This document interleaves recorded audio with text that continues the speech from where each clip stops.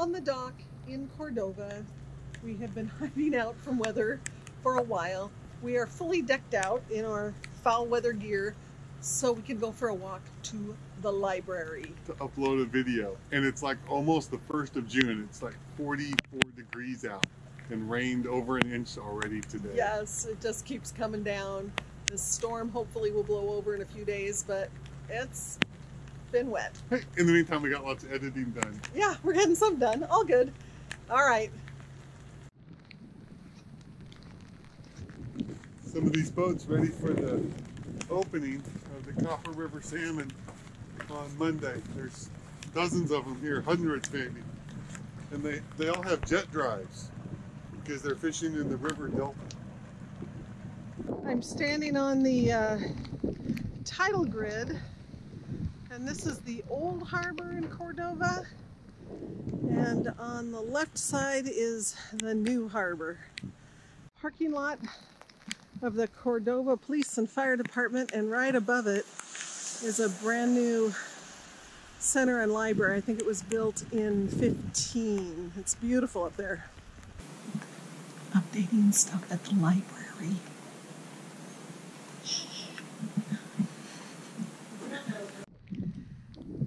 All right, we're at the harbor, at the new harbor, and there's this fisherman here. Fisherman's Memorial. But the fisherman says it's the southeasterly. And I have to say, Jim, I'm kind of feeling like him, aren't you? Yes! Get us out of this wind and rain!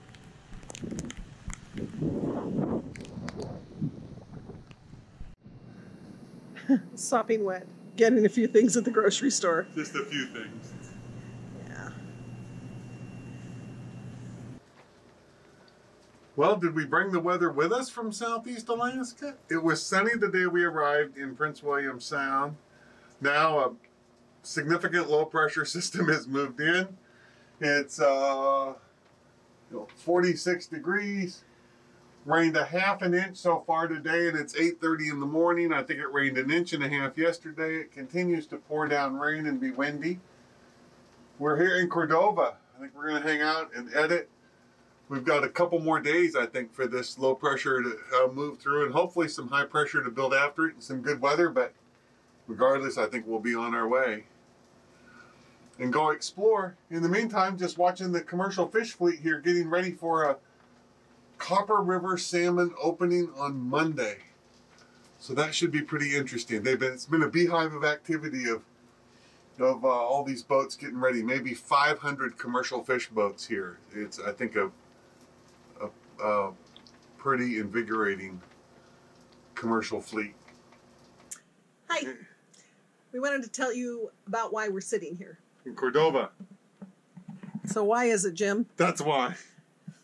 Red is bad. Big screen of red.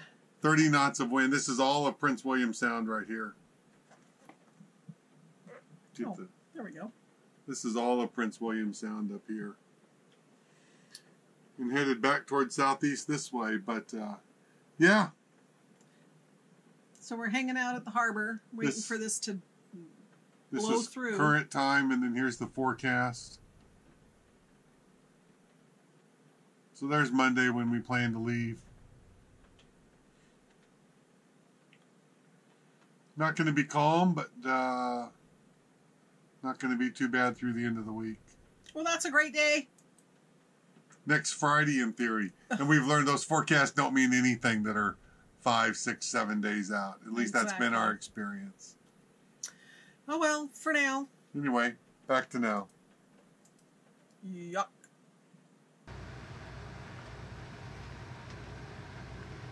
A rainy day at the harbor, and the guys are working on their net and spooling it, it looks like, onto their tender. But it was just surprising to see them back out and start pulling a net along.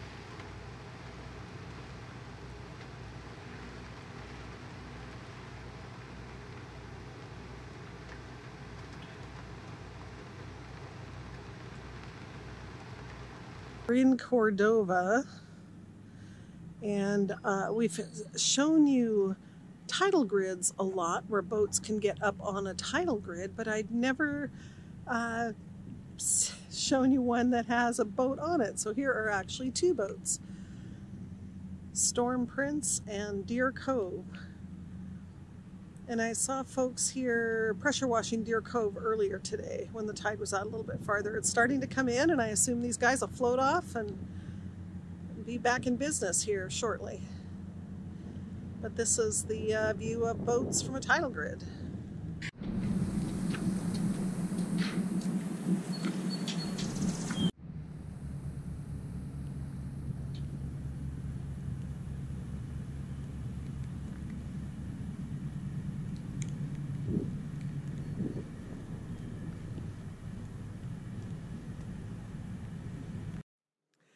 Hi everyone, I'm at the harbor in Cordova.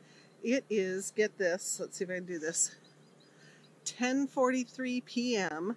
on May 30th. We have another month until the winter solstice, or summer solstice, and look how light it is out.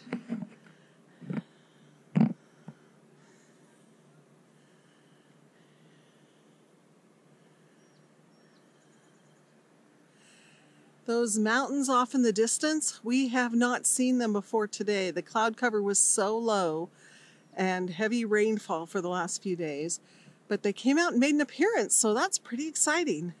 Hopefully we'll see a little bit more of that kind of stuff going on.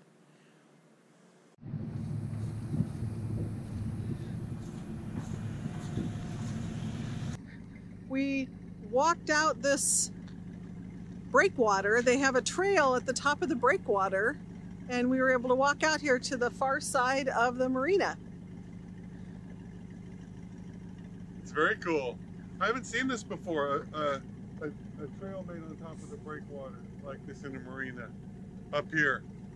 Most of them look like the rest of the breakwater, just rocks that would be a scramble to go over.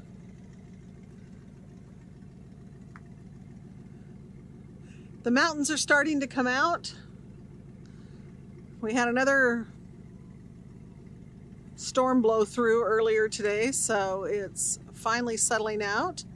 And here's the harbor from the other angle. There's a lot of fish boats here. And I think bright and early tomorrow morning we'll be on our way. Hooray! Yeah.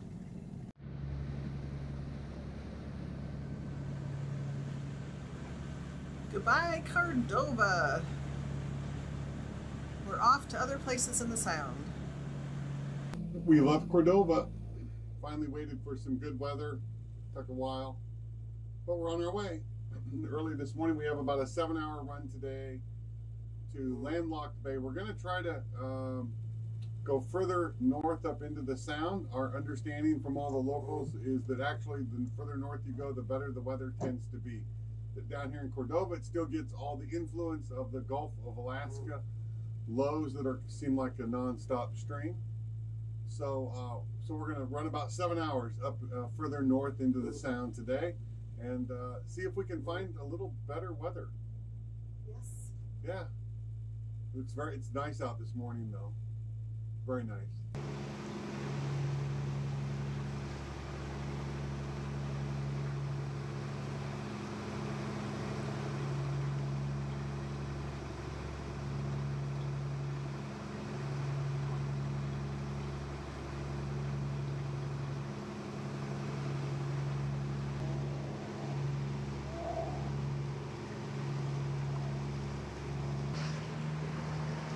The mountains around Nelson Bay near Cordova.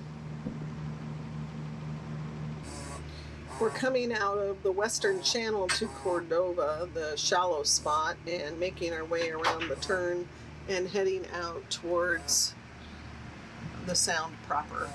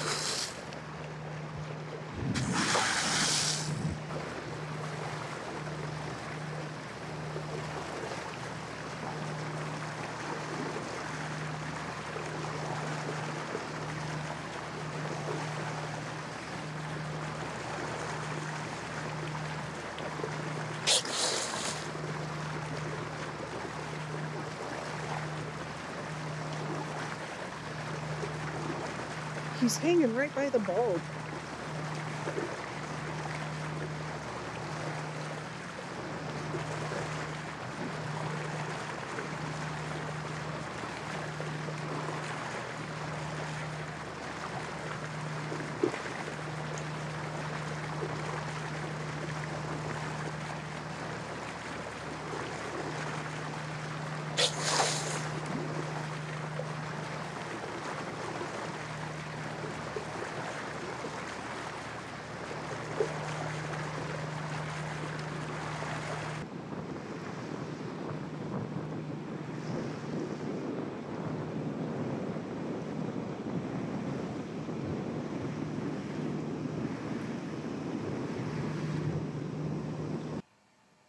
We turned off the engines here in Knowles Bay. We're going to float around here a little bit. The water's calm outside, and it is a shallower area and evidently popular for fishing in this spot. So we thought we would give it a go. It's raining a little bit, so that's not too cool. Cats are running around. The engine's turned off, so they're allowed to get up. It is 90 feet deep. Okay. And Jim's out here in the rain, bundled up. We'll see how we do as we drift around in this amazing scenery. We just need the clouds to lift a little. Boy, I say that a lot. He's standing up. It's a good sign. Oh, I think there's a little something on. A little something.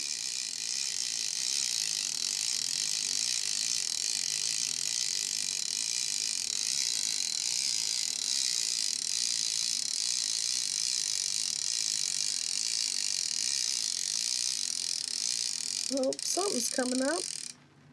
No, nothing. Nothing.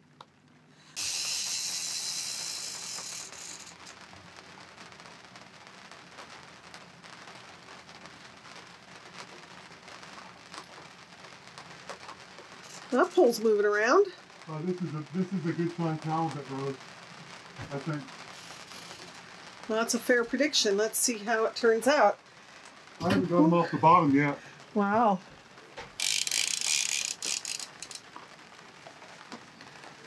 Oh, geez.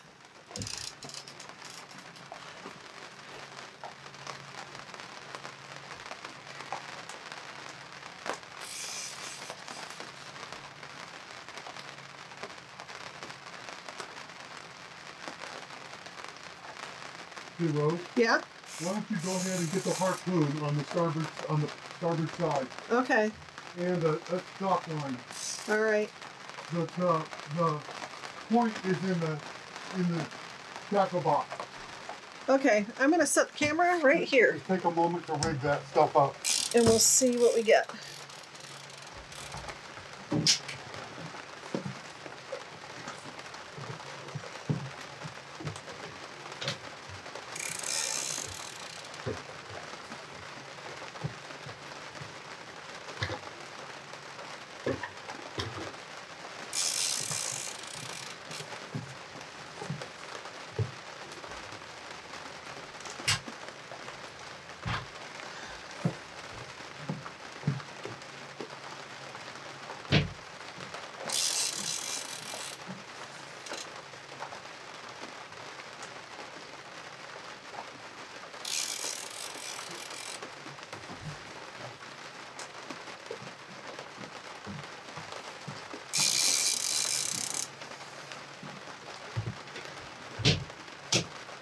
In the future, we're going to want a different line than dock line, because these are pretty darn heavy.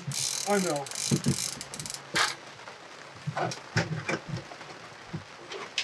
think I've got him to come up off the bottom a little bit. Okay. This is going to be a big fish, I think. Really? So... Not bad big, hopefully. Hopefully not. So we only have one harpoon. Yeah. Right? Yeah, yeah. Like, honey, this line is not thinking.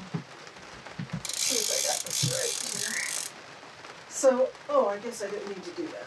I've got a beaner here. So let's make it a little easier on us.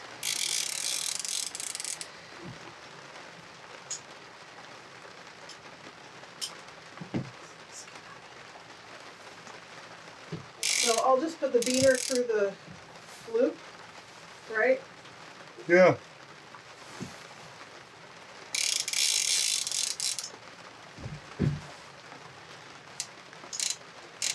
Alright, so it's rigged with the dock line attached to nothing.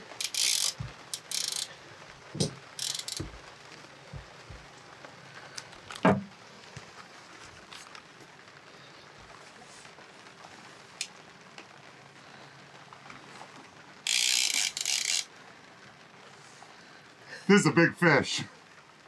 I think this is not a little fish. We've been just going for chicken hallies. Yeah, What's they're not this? a chicken, I don't think.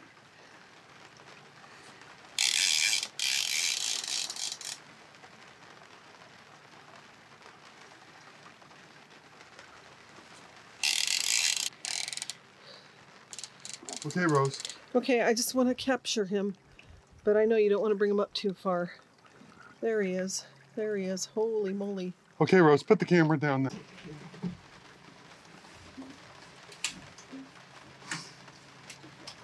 Okay. See if you can bring him on up. Over. Carefully. Just I'm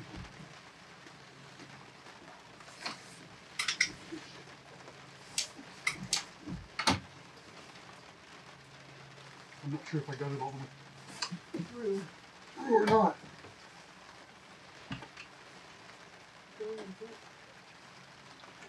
I can't see the other side, so I don't know.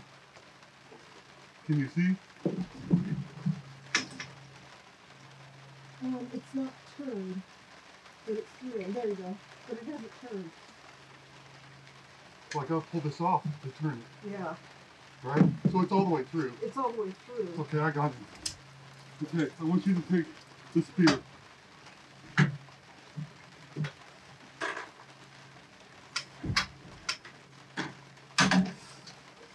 You're gonna hold it on board, okay? Okay.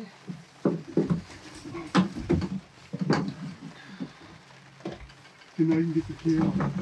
Okay, I will.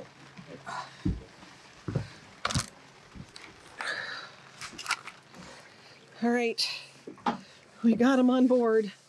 Look at that. What a beautiful fish. This is unclipped right here. Oh my gosh. The leader line.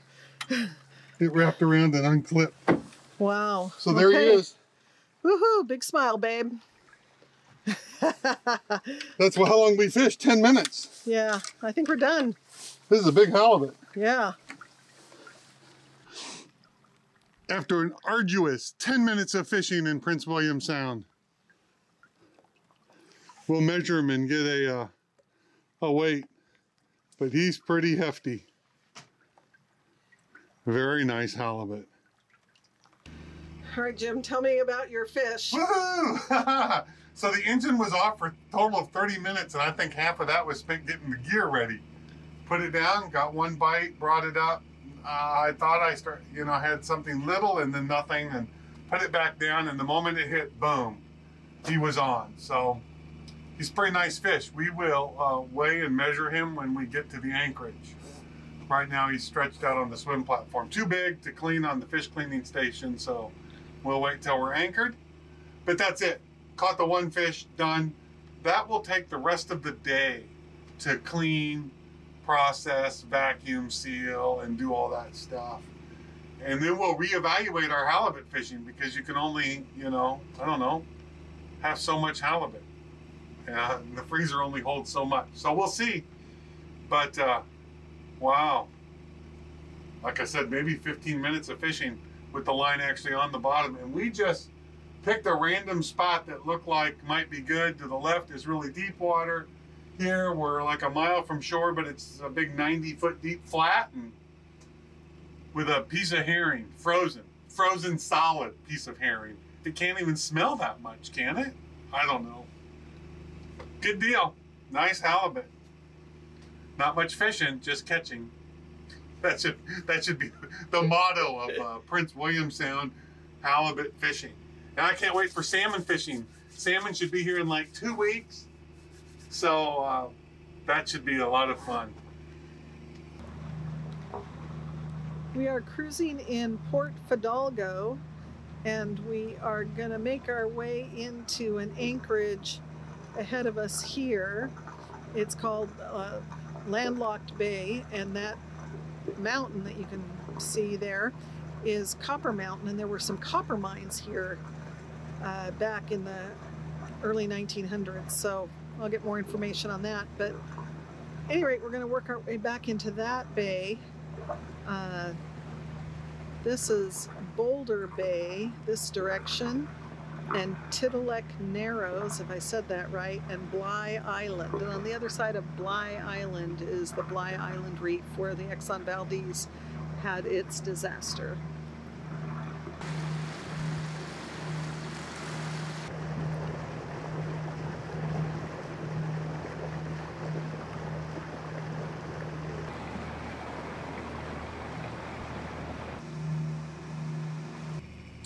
There's Copper Mountain right in front of us, and there's a little hill to our starboard side, and we're going around that hill to a bay in the back, which is called Landlocked Bay, and here it is on the chart. You can see us coming in, and we need to make our way around this area and into the back.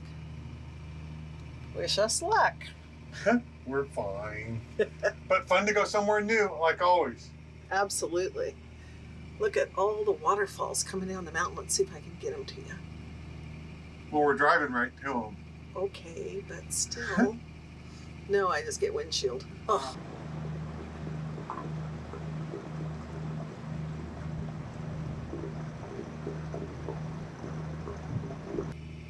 Here's the chart entering the back part of Landlocked Bay, and it looks like it's a reasonably wide area coming through, but we do need to stick to just the outer part here because this is all shoal right here. So as we make our way through, we're going to squeeze to the left side and then continue on in.